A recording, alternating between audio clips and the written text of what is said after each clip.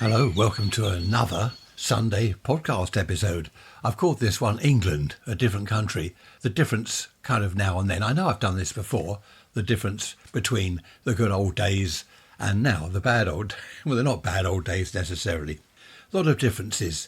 This was really sparked by all the emails and messages I've had from you referring to my question, are you getting bored with the podcast episodes? No one said that they're bored, which is good. Not one of you says they're bored. Mind you, the ones that are bored probably wouldn't answer because they're bored. I don't know. People have said it doesn't matter if you're repetitive, if you did something, say, 5, 6 years ago, whenever, if I covered something then, and I'm now talking about it again. Who was it? As Ken said, hello Ken, he said, for a start, if I did listen to it, I've forgotten it by now anyway, and I probably didn't hear it in the first place because I only joined 2 years ago. So if I am repetitive, I'm not going to apologise. That's the upshot of it. Why is it the upshot and not the downshot? I have no idea. At 6:30 this morning, the seagulls were screaming, and they still are. Anyway, at 6:30 it was 21°C, which is 69 Fahrenheit, an extremely hot night. Oh, it's Friday, by the way. 63% humidity, 1024 millibars, and the flag, there's a wind from the east. Isn't that strange? That's normally a cold wind from the east, but, well, I say wind, a breeze, cool summer breeze, put it that way. Kerry, nice to hear from you. You're not far from me, only a couple of miles, and you're saying how crazy it is that things have changed so much in our town. It is ridiculous, as Kerry points out, all the things that have cropped up, buildings and things. It was all woods. Anyway, let's not go on about the woods. Hope you're okay, Kerry. Nice to hear from you. Mike in Australia, lovely to hear from you, down under. You're still listening, not bored, which is good. No one seems to be bored. Perhaps it was just me. I worry, as you know, no, not me that was bored. I worry that I'm perhaps being repetitive and boring people. And I am now, aren't I? I'm being repetitive and boring people by talking about being repetitive and boring people. I'm going to tear that page off because that is one of my failings. I make notes, I read them out to you, then the following week I read them out to you thinking, deja vu, have I done this before? And of course they were last week's notes. Right, let's stop all the nonsense and move on. Now, where are my other notes?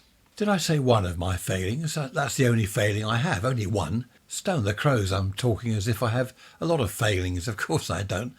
Now then, lots of you have emailed about my grandfather.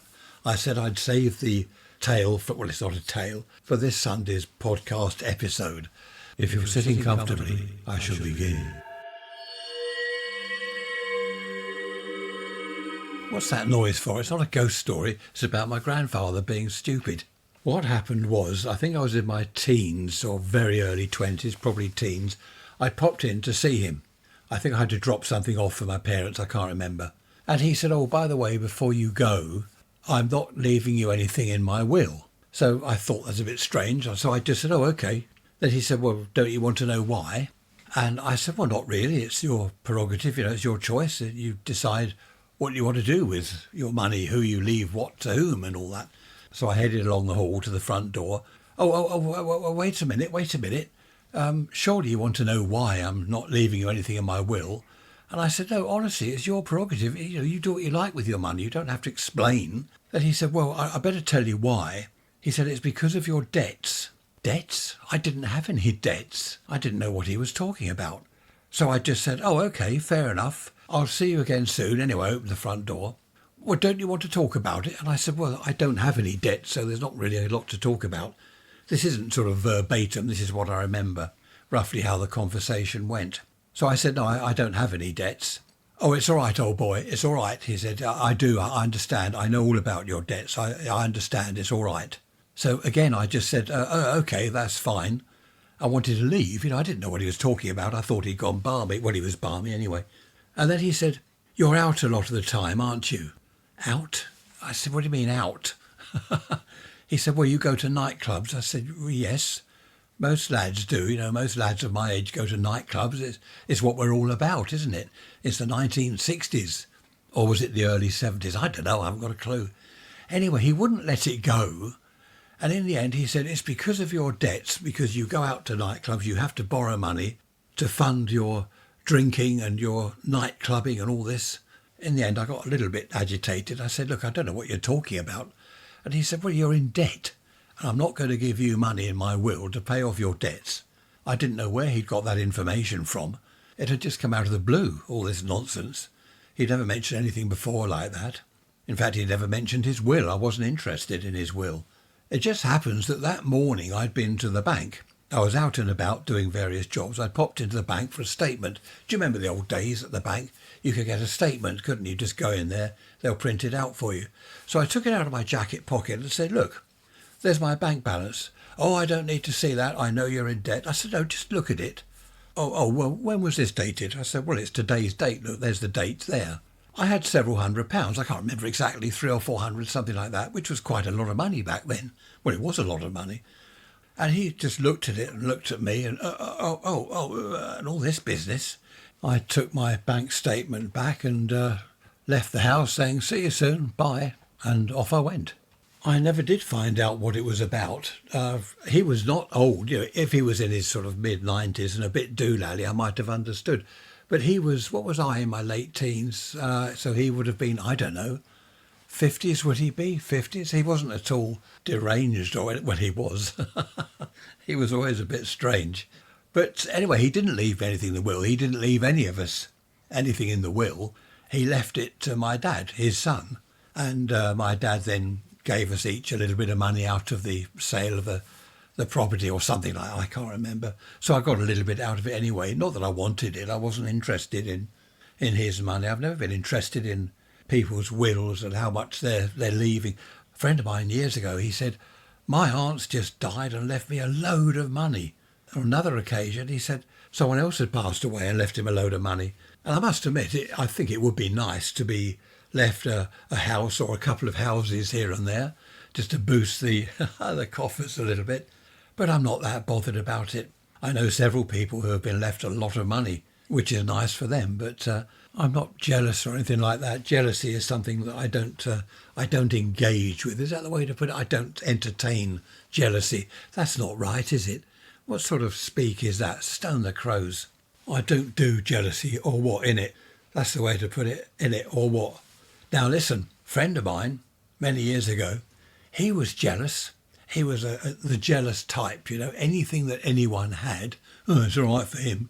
I remember him, he was in the workshop. Oh, this is going back again to the 60s. Do you know, I'm drying up. Can you hear my voice? I'm drying up a little bit. I can't speak anymore. I think it's hay fever. I've had a bit of a sniffle. Have you had a sniffle? A little bit of hay. I might have to get a drink of something in a minute. No, not a tipple. Drink of water. It's early morning. I can't start boozing early morning. Chap I know used to do. Anyway, that's another story. He was alcoholic, bless him. So this other chap I knew, he was riddled with jealousy. He admitted it. He said to me on one occasion, I am insanely jealous. Not just of people that have got a nice girlfriend or wife or anything, or not necessarily relationships. He was just jealous. Someone would buy a new car and he was really off. Oh, it's all right for them. Oh, I wish I could afford a new car. And it got to him. It would eat away at him. It was such a shame, really, because he was a lovely chap, but he was riddled with this jealous streak in him that he couldn't get away from. He admitted it, though. As I said, he knew it, and he tried to control it, but he couldn't. I've not ever been jealous. Of course, envious. If someone buys a new car, I might look at it and think, wow, that's nice. I wish I could afford one of those. I want a Land Rover Defender, is it? No, I tell you what I really want, what I really, really want. Do you remember the old Range Rover? The old square Range Rover? Was that from the 70s or 80s? 70s, I think. The square type Range Rover. They were nice. A friend of mine had one, and I was envious. I couldn't afford one at the time. And I went out for a ride with him in this Range Rover because I was admiring it. And he said, oh, come for a spin round the block. And it was lovely. You sit up high. It was square, not all round and horrible and not full of plastic like cars are these days. I was envious, not jealous. That's the point I'm making. I'm now going to get a drink of water. I've just reminded myself of something. I said jealous streak, didn't I? I had a jealous streak. Do you remember that record, The Streak? Was it called The Streak? Don't look, Ethel. Too late. She'd already been mooned about the streak. And it goes, does it? I can't do it. You remember the record? I forget who by. Well, the builders the other day, the builders that we would look at, they're building houses locally. Trish and I passed the building site And one of them had what they call a builder's bum. You know, you can see, well, you know, I don't need to explain. So I said to Trish, "Don't look, Trisha, too late. She'd already been mooned." And this builder chap turned round. He heard. And he obviously knew the record because he started singing it. And that was funny. He laughed. We laughed. His mates laughed. Already been mooned. I don't know why I've told you that. It just came to mind because I mentioned jealous streak. In the old days, in the good old days, if a girl or a group of girls walked past a building site, they'd get the wolf whistle, wouldn't they? That sort of thing. That's illegal now. If you do that now, you can get arrested. In Britain, that is. I don't know about where you live. Can you get arrested if you wolf whistle at girls? Raise rants at protonmail.com. We used to do that as lads. We used to wolf whistle girls and shout out things, lewd comments in the street. Well, not that lewd. Well, I suppose they were. No, right, let's move on. I'm digging myself into a hole that I won't be able to get out of in a minute. Talking of things illegal, well, yes, that was illegal. It is illegal now to wolf whistle. Trish and I were talking about X-rated films the other day. Not that we watch them, of course. Stone the Crows, we are upright pillars of the community, don't you know? What? In the old days, outside the local cinemas in town, you'd have pictures of the films that are coming up and the titles and all about them, and it would say across the poster, X-rated. So you knew what it was all about, X-rated, and it was a bit raunchy. Of course, back in those days, a bit raunchy was showing an ankle, you know, so it wasn't dreadful. And in our local paper, in the letters column, there's these old ladies. "I saw that film last Saturday. It was disgusting. They shouldn't be showing films like that, blah, blah, blah." What these old ladies used to do, I've seen them. In the old days, I used to see them outside the cinema, looking at the posters, reading the X-rated posters. "Oh, that one looks good." I knew what they were thinking. "I'll go in and watch that, then I can complain." And they would. They go in and watch the film. Now, why do that? Isn't that strange?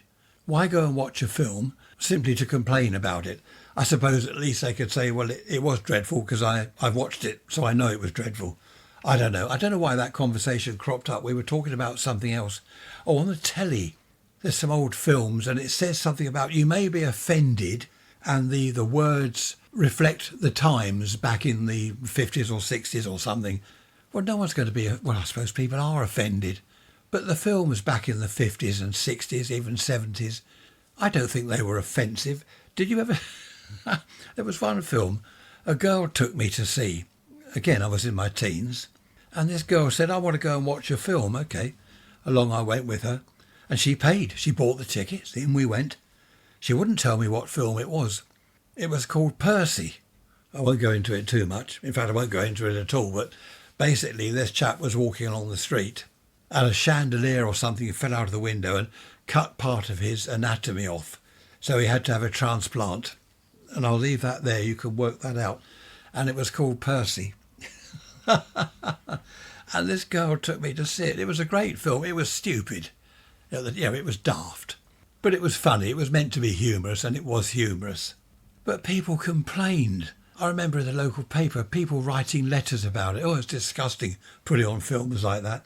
It's just a bit of fun," or it was just a bit of fun. I can't remember the girl's name. Oh, yes, I can. I won't mention it. She was a bit of fun. Right, let's move on. There's another hole being dug here. Happy days. Just out of interest, I've looked up Percy, the film. 1971 British comedy film starring Hugh Bennett. Do you remember Hugh Bennett? He was a good-looking young man. What does it say here? Based on the 1969 novel of the same name by Raymond Hitchcock. And it features a soundtrack by the Kinks. Oh, in 1974, it was followed by the sequel, Percy's Progress. Percy's Progress. Love it. Yes. Anthony... And I won't read any more. Bit rude. Look it up, though, if you're interested. As I said, it's Friday today, and we're off to the club tonight for the quiz, which didn't happen last Friday. Do you remember we went to the quiz, and it didn't happen? The chap had hurt his back or something. So we're going along tonight to the general knowledge quiz. My score will be 0 because general knowledge and I don't get on too well. What was I going to say? There was another film. I've written down here, Brighton. In my teens, so that was the 60s, the lads in the workshop were going over to Brighton one Saturday evening to see a film called I, a Woman. I didn't know much about it. I was, 15, 16. I didn't know what was going on. We went to this seedy backstreet cinema, and it was literally old men in raincoats, with magazines in their pockets. I won't go on about it too much, but the film was rubbish. We walked out after about 15 minutes. It was rubbish. It was a dreadful black and white thing. Awfully done. It was French. I, a woman. Honestly, it was just, we went over the pub. There was a nice little pub. It was Kemp Town in Brighton. You've probably heard of Kemp Town. Kemp Town races, And there was a lovely little pub there. And we went in there for a few hours, far better than the film. It was a dreadful little cinema. It probably doesn't exist anymore. Well, I shouldn't think it does. It was awful. What's the title of this episode? Oh, yeah, it says here, look, England, a different country. That's right. It is a different country. In the old days, I suppose everywhere is different, isn't it? Someone the other day was saying to me, again, I've heard this so many times, why do you want to go back to the good old days? Because they were good old days. I think what happens with a lot of people, myself included to an extent, I'm quite insulated. Is that right? Insulated. I walk up to the club, which is up the road. We go to sister-in-law's for a barbecue, which we're doing Saturday, tomorrow afternoon. I'm interested in gardening, amateur radio. I chat on the radio. I'm not out in the big wide world. Yes, I go to the Isle of Wight, but it's hardly the big wide world, is it? Even though it is abroad. It's one of the Channel Islands. It is. I've said that before, haven't I? Repetition again. Repetition. It's in the Channel and it's an island, so it must be a Channel Island. I went to Milton Keynes, didn't I? Up in Buckinghamshire. But I don't get out and about in the world. I used to. I used to go abroad quite a lot. On holiday, various places. Been to California and all around Europe and stuff. So I am insulated to an extent. I only know what's going on in London from the news and Twitter or whatever it's called. And I think a lot of people in the UK and England are like that. They don't know what's going on outside their little kind of world. Is that rude? That's not rude, really. You know what I mean by little world. I don't mean to be rude to people who live in their own little world. I live in my own little world. I always have. My own little world. But so many things have changed. Not just buildings. Everything. Culture and social stuff. All these words that come out. I don't know whether it's good or bad. Some people say, oh, it's good. All this diversity and things. Oh, it's great. It really is nice. But other people are saying, well, haven't we sort of lost our identity a bit, our culture and things? So what else is happening here? Long sentences. No, not prison sentences. Using too many words in a sentence to describe something or tell a story. A friend of mine does that. He'll say, oh, I went to Amberley Museum the other day. And I might say, oh, did you see so-and-so up there? Did you see that? Was the steam engine running? And then he'll start. Yes, the steam engine was running because it was, when was it? It was Sunday because they run the engine on Sunday. Hang on a minute. No, it was Saturday. Yes, it was Saturday because what happened was we were late. We were going to go down to the beach, but the weather wasn't too good. Change of mind. So we thought we'd head out to Amberley Museum. Now, the trouble is, on the A24, we thought we'd go via Arundel. On the A24, or did we go on the 259? No, I think we went on the A259. And he just goes on and on. Honestly, he doze off. Oh, sorry, have you finished? Some people do that, though, don't they? If I'd said to someone, I've been to Amberley Museum, they say, oh, that was good. Was the engine running? Yes, the steam engine was running. It was great. We went on it. Enough said. I don't have to give them the whole day's story. I woke up 4:30 and it was daylight, of course. The birds were singing. This is what people... Another friend of mine does that. He's worse than this first friend I was just talking about. I'm not going to mention any names. Wonder whether you're listening, Tony. I've said it now. Tony over there in Lancing. Happy days. I must just mention this. Ray. Hello, Ray, my namesake. Ray says, always fantastic to hear your voice and personality in our house. You have become a national treasure. Then he's put, forget Dame Judy Dench. I'm putting your name forward to be recognised and knighted for your contribution to common sense. I like it. Sir Ray. Sir Ray's Rants. Excellent. Did I mention this before? I'm sure I've mentioned that before. But I love it. It's just so brilliant. Thank you, Ray. I shall forever remember that. I've told people, I've told friends and family, and they all think it's fantastic. Well done. Talking of 4:30 in the morning, this morning I was awake at 4. Birds were singing. Absolutely wonderful to hear the dawn chorus. The trouble is, I made a little recording To record the dawn chorus, I had to wait till the seagulls shut up. They were screaming, and honestly, the seagulls, they've gone mental around here. So here's a little recording of the birds at 4 o'clock this morning, the dawn chorus.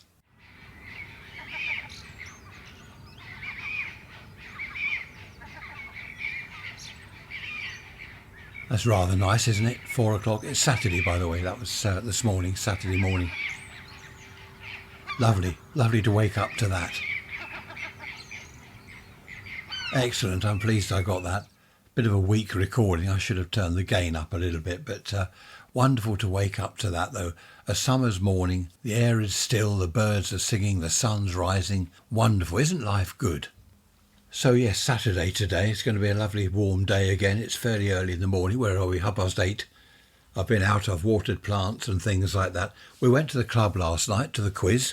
Quite a few people turned up. But I was talking to a chap there, and I think he runs the club or he's something to do with it. And he was saying that a lot of people aren't going to the club anymore. He was saying a lot of people have renewed their membership in January. I think they do that.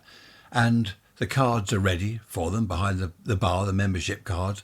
He said there's loads there. They haven't even turned up to collect their cards, and we're now in June. And I was saying to him, it's the same with amateur radio. Locally, there are a lot, and I mean a lot, of licensed radio hams. But you wouldn't think so. The little handful of people I talk to, we've said many times, where is everyone? What are they all doing? Where are they? It's a shame because there are so many licensed hams around where I live, and they're just not on the radio. I don't know what they're doing. But of course, even more sad where the club is concerned, because they want people to go there and spend money. We try to wander up there on a Friday evening, late afternoon, just for an hour or so, have a couple of beers. Trish has a couple of glasses of wine, just to show our faces and be part of it and spend a few pounds. But it is a shame. I don't know what people are doing these days. As I said, no one on the radio. Not that many people go to the club, although it was pretty busy last night in the end. I don't know what people are doing. Are they all at home on their phones and iPads and things? Is that where they are? I don't know. Just had a yellow storm warning. So red is the bad one. Amber's not quite so bad, but is bad. And yellow is averagely bad, I think. I think that's how it works. So there's a storm warning. But of course, as you know, it never happens. All these storms. There's a storm on the way. Where? Well, what happened to that? Oh, well, it didn't go into your area. It went round you. It skirted round you and went somewhere else. Yes, OK, I'm waiting for a storm. I like listening to the lightning on the radio crackling. Heard something interesting on the telly this morning. This was very early, about 5 o'clock this morning, because I don't sleep. As you know, I don't sleep well at all. 4 out of 10 people don't have a toolbox. They haven't got any tools. So what's that? 40%, isn't it? Did you like my mental arithmetic there? Did you notice that? 40%? Yeah, you see, I'm not that daft. I was at school. Is it? I think it's 40%, isn't it? 4 out of 10. Yeah, it must be 40%. They don't have any tools. Screwdriver, pair of cutters or pliers. They don't have any tools. That's strange, isn't it? They were saying that people can't do any DIY jobs themselves. They have to get people in and pay them all the time. That does seem a bit odd to me. I do understand some people just can't use tools. It's just not in their makeup. Ask them to put up a shelf, they just haven't got a clue where to start, which is fair enough, each to their own. It just seems though rather a lot of people, 40%, don't even have a screwdriver. Anyway, there we are, let's move on. I'm going to moan about cars again. We popped out the other day, there's a book box near us, what we call the book box. What it is, it's outside someone's house. It's a plastic box with a proper lid to it, and it's full of books, fiction mainly. And what you do is you take books out of there, read them, then put them back. Or if you've got a book from somewhere else, you can stick it in the book box, and it's normally full up. It works really well. Now, that's nothing to do with what I'm going to tell you. Well, it is slightly. Trish got a couple of books. Where to put them in the car? She had to put them on the floor. I know I've moaned about this before, new cars, or modern cars anyway. Nowhere to put anything. Nowhere at all. We can't put them on the dashboard, they slide all over the place. There are pocket things inside the 2 front doors, but they're no good. You can't fit things in there. Now, what brought this to mind was I saw an advert the other day. You can buy these plastic things that you stick between the 2 front seats and the centre console bit, and they've got little gaps in them where you can put things. So if you've got a book, you can fit it in this plastic thing. Why don't manufacturers make a little place where you put stuff. I know I've moaned about this for years. It's just incredible. You can't put anything anywhere. As I say, Trish put the books on the floor in the end, which isn't ideal, of course. But honestly, car manufacturers, I'd love to go to the office where they design cars and say to them, where the hell am I meant to put a book if I've got a book? Well, on the passenger seat. Yeah, but someone might be sitting there. Well, on the back seat. Well, someone might be sitting there. I don't know what's wrong with these people. Idiots. I was chatting to someone at the club last night about practical jokes, and it reminded me of a friend of mine when we were at Tech doing the radio and TV apprentice course or whatever it was. One lunchtime, we had a break from the technical college for lunch. We went into town, and he had a carrier bag with him with a telephone in it, proper telephone. He took the phone out of the bag, put it to his ear, and he was talking. Obviously, it's not plugged in, it didn't work. And there was this woman walking past, and he said, excuse me, there's a phone call for you. Honestly, the nerve he had. She was, in her 50s, maybe 60s? And she said, oh, thank you. And she took the phone and said, hello? And she said, oh, there's no one there. Honestly, I felt embarrassed for her. I was cringing. I was pretending not to be with him. But she took the phone, and he tried it on several people. Some people told him where to go. But there were a few people that actually took the receiver and said, hello, who's that? Are you there? It's strange, isn't it? What's the psychology behind that? Someone passes you a phone. It's for you. You instantly take the receiver and say hello. Isn't that strange? There was one chap that was going to punch him in the face, but he ran off. The chap looked at me and I just shrugged my shoulders. Nothing to do with me. There were a lot of practical jokes around in the old days in the radio and TV workshop. One favourite was you're working on a television. You're working on the chassis and it's live. The TV is on. You're looking for the fault. Someone will come up behind you and clap their hands. One or two of the lads were always doing that, sneaking up behind people and clapping their hands or shouting out, bang. Another favourite was a brown paper bag, blow it up and then burst it, bang it between your hands. A really loud bang right behind you when you're working on a live television chassis. There are all sorts of things we did. Screw down someone's coffee cup to the bench and then pour their coffee into it. You take the coffee out, screw it to the bench, then pour their coffee into it. So they couldn't lift it. They would go to grab their coffee and it won't come off the bench. All daft things like that, but it was good fun. There were a lot of jokes around then as well. You don't hear so many jokes these days. And if you do, they're not very funny. Well, I don't think they're funny. All these so-called comedians on the telly.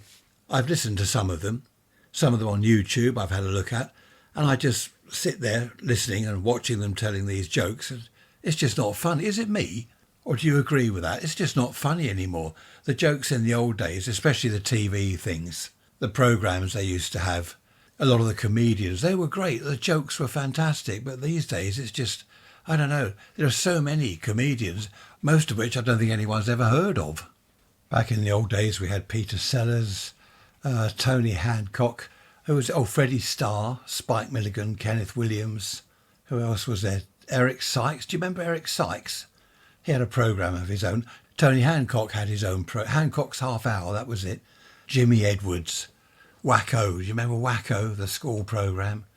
Tommy Cooper, of course. Tommy Cooper's Marmite. Do you love him or hate him? For me, he's only got to walk onto the stage. And that's it. I'm laughing. I don't know why. It's not funny. He just walked on. Who else was there? Oh, Morecambe and Wise. I didn't really get into them. Sid James. What other ones were there? Benny Hill. He was good. I like Benny Hill. Again, Marmite. You love him or hate him. There were so many back then that people knew. They were household names. You mentioned Dick Emery, for example. Frankie Howard, rather. They're household names. The trouble is, if they were around these days, they wouldn't be able to tell the jokes that they used to tell back then. They wouldn't be allowed. People might be offended. Isn't it ridiculous? We're off to a barbecue this afternoon, Saturday afternoon, 3:00, I believe, at Trisha's sister's house, her and her husband having a barbie. Only a few family members going. A lot of the family are busy doing this and that. People are busy these days, aren't they? Things going on and places to go, things to do. So a handful of us will be going over there, which will be nice. I shall wear my shorts and frighten people. Email from Holly now, another massive change of subject. Holly said that last year she was feeling a bit depressed. So she went to her doctor. He suggested antidepressants. She didn't really want to go down that route, which is understandable. But a friend of hers said, why don't you listen to music? At the end of a day, you know, when you get a day at work or whatever you're doing, at the end of the day you think, oh, I don't know, feeling really, I nearly said something, really fed up, let's put it that way, really fed up. So what she's been doing at the end of a day like that is listening to some music. Now, not pop music, not rave type stuff, you know, but chill out type music. I don't know whether you're into that or not, but whatever, it might be classical music, it could be anything. Whatever music is calm and relaxing. And she said it's worked. She doesn't listen to music every day, but whenever she's feeling a bit down, listen to music. And she's wondering whether anyone else has had that experience. Well, I have. I get a day where everything seems to have gone wrong. You know, whatever you do, it's gone wrong. We were going to do this and then something's happened. We can't do that. I use headphones because that way you're in your own world. You're not disturbed by other things going on. And I listen to some of this chill out stuff. I don't mean I don't mean that sort of thing, but some of the chill out music, which is quite nice. Whatever it is, as I said, whatever turns you on, you know, it might be Swan Lake. It might be the 1812 Overture. Sorry, I burst into song. So, yes, that's good, Holly. And she says also, this is a bit I like, also, she says, listening to your podcast helps me. Well, that's good. That's good. Lovely to hear from you, Holly. Yes, I'm Sir Ray, by the way. You probably listened earlier. I'm going to be knighted. I will be Sir Ray's Rants. Anyway, well done, Holly. Good luck to you, and I'm glad that you found something that helps you. With the podcast episodes, it's a bit of escapism, isn't it?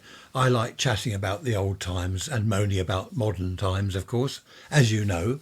And it's a type of escapism. You could read a book, escape that way, watch something on the television, watch a film, and you get heavily into the film, engrossed. It's escapism, isn't it? This is why I won't talk about politics. I mean, who wants politics? Who wants to listen to that rubbish? As it is, it's forced down our throats, isn't it, on the television all the time? You go to your phone, you open your phone, there's alerts about politicians and, goodness me, go away. I'm getting too hot in here. I don't know what the temperature is. Let's have a look. 26 in here, 26 centigrade, whatever that is in Fahrenheit. So I shall end this episode a little bit early, 32 minutes. I know I used to do the hour, but I just ran out of things to say. And as I've told you before, I don't want to waffle on for the sake of just waffling on. So I shall finish this now, tidy up in here a little bit, and then go and find a shady spot in the garden and have a glass of something like orange juice with ice. Do you remember that record? I'll buy you one more frozen orange juice on this fantastic day. I like that record. Anyway, waffling on now. Be good, be bad. If you don't get caught if you're bad. If you want to email me, raisrants@protonmail.com. I haven't added any more to the web page yet. raisrants.info. I put some nonsense stuff on there, didn't I? What was it? Insects, butterflies and moths and things. I might put one or two waste of time things on there that no one's interested in. Just for your disinterest. Can you say disinterest or is it uninterested? In uninterested, that'll do. Have a good weekend. I shall see you on Wednesday with the midweek message where I shall tell you all about the barbecue I'm going to this afternoon. Oh, don't worry, I won't. I won't tell you all about that. But I will find something to waffle on about for Wednesday's midweek message. Oh, talking about the barbecue this afternoon, we've just looked on Google Maps at the traffic. Absolute nightmare, total disaster. What is happening to our roads? I might moan about that on Wednesday. The roads have all been red around where we're going this afternoon. The roads have all been red all morning. I don't know what's happening out there. At least we've got aircon in the car. We've got a bottle of water and stuff like that. A survival kit. That's what you need these days. A survival kit just to drive a couple of miles up the road. Thank you for listening. Been great chatting to you as always. Take care. Bye-bye for now.